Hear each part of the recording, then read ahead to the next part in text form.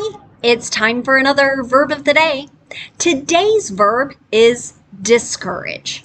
Let's take a moment to look at some of the definitions or the ways that we use this verb. The first way you're likely to hear discourage used is to mean to cause someone to lose confidence or enthusiasm. If you watched yesterday's video, our verb of the day was encourage. So this verb discourage very much has the opposite meaning. So yesterday we were talking about building up someone's confidence, supporting them, right? This is going to have the opposite effect. So we're making someone feel less confident or less enthusiastic about something. A second way you'll hear discourage used is to mean to prevent something by showing disapproval or creating some kind of difficulty. So we might use this verb to describe a process, maybe a rule, something that's going to try and stop people from doing something. A third way you'll hear discourage used is to mean to persuade someone against an action.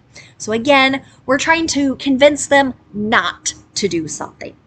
You should know that discourage is a regular verb. To make the progressive form of this verb, you need to drop the E before you add ing to form discouraging. The past tense and participle forms of this verb can be made by just adding the letter D, since this verb already ends in an E. Our base verb, discourage, ends in a voiced J sound. This means that our past tense ending is just going to make a D sound, and we're not adding an extra syllable as we say it. It should sound like this: discouraged, discouraged. There's one phrasal verb you might encounter, and that is to discourage someone from something. And when people use this phrasal verb, they are talking about dissuading someone. So this is the opposite of persuade, to dissuade, so convince them not to do something, or to try and deter them, again, prevent them from doing something. An example of this might be, his boss discouraged him from taking a 3-week vacation during the company's busiest time. So maybe through words, maybe through the boss's actions, he's like, this is not a good idea. You cannot take this much vacation during our busiest time. Now let's use our verb of the day in a couple different verb tenses. Today we'll practice the simple present and the simple future using will. Let's start with the simple present. We use this verb tense to talk about habits and routines. We also use it to discuss facts. To make sentences in the affirmative and in the simple present, we really need to pay attention to our subject. If our subject is I, you, we, or they, I'm just going to use the base verb, so no special ending. But if our subject is he, she, or it, I need to add an S to the end of this verb. You can see that in my example sentence. Following social media trends discourages individuality. Okay, so here the subject, following social media. This following is a gerund here, so it's like an activity. You might think of it like that. And it's a single activity, so it's like it. Okay, it discourages, kind of this idea of like, I'm my own person. Okay, so it's many people have the idea of, instead, I want to fit in. I want to be like everyone else. Okay. Now, if you want to make a negative simple present sentence, to do this, again, we're going to pay attention to our subject. If the subject is I, you, we, or they, I'm going to use do, not, and then the base verb. You might also see the contraction, don't, and then the base verb. But if the subject is he, she, or it, I'm going to use does not, and then the base verb, or doesn't, and the base verb. Here's an example sentence.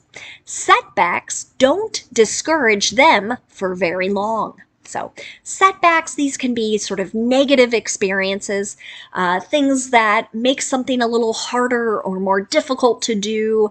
Maybe it slows you down from reaching a particular goal. And this happens to everybody. Everyone has some type of setback. Could be personal, could be professional in nature. But for some people, right, they don't lose their confidence. They don't lose their enthusiasm for whatever it is they are trying to reach, whatever goal they might have. Now let's talk about making a yes or no question in the simple present. To do this, I start with do or does, whichever form matches our subject, and that subject comes next. Then we use the base verb. I always like to point out to my students, notice how we're not adding an S to the end of the verb in the negative or our yes or no question. We're only doing that in the affirmative when our subjects are he, she, or it. Okay? But let's look at our yes or no example question.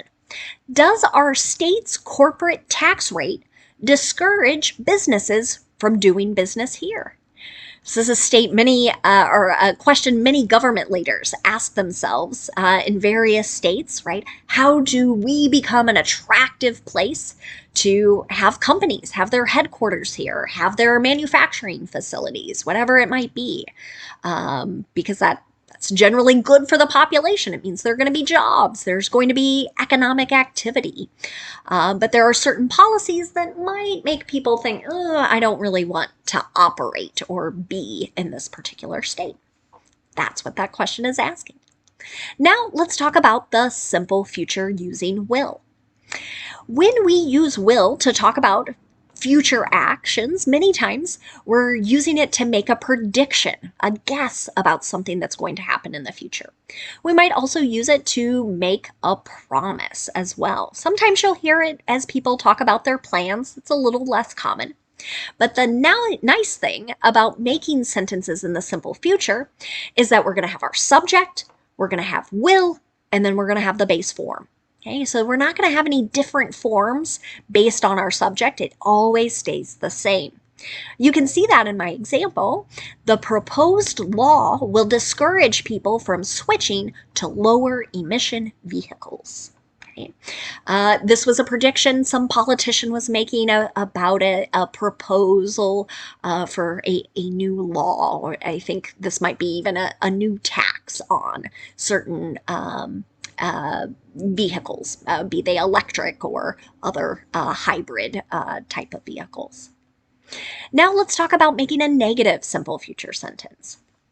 To do this, I'm going to have my subject, then will not, and then the base verb. The contraction for will not is won't. You can see that in my example. Their harsh criticism won't discourage me. Okay? So maybe I have somebody telling me all the things I'm doing wrong or all the things I'm doing badly, but kind of telling myself I'm not going to let that affect my confidence or my enthusiasm.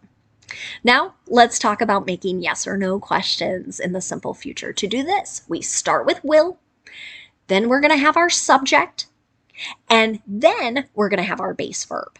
Here's an example. Will the state's ban on using TikTok on government devices discourage many from sinking their time into the app? So this has started a few weeks or maybe even now a couple months ago, where many state governments have said, government workers, you cannot have this app on your phone because we think there are security risks. And so this question has been asked, will this policy kind of make people sort of less interested in using this particular app? Now, let's spend a moment looking at some words that are related to our verb discourage. The first word we're going to look at is the noun discouragement. It's going to have a couple different meanings. One is just to talk about kind of the general loss of confidence or enthusiasm in something. An example of this: despite years of discouragement, they continued to work and improve.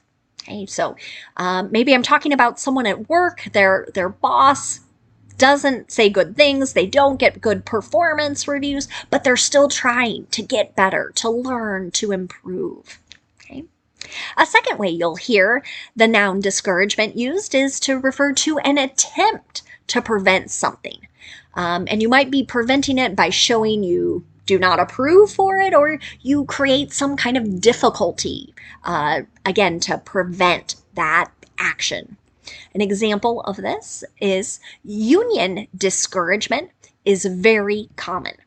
So, as groups of workers think about and consider, hey, maybe we should have a union at our place, many times companies, management will circulate information to make them think, oh, this is not a good idea. So it prevents the formation of a workers' union or a labor union. Another related word you might encounter is the adjective discouraging. When we use this as an adjective, we're generally describing something or someone that is causing another person to lose confidence or lose their enthusiasm.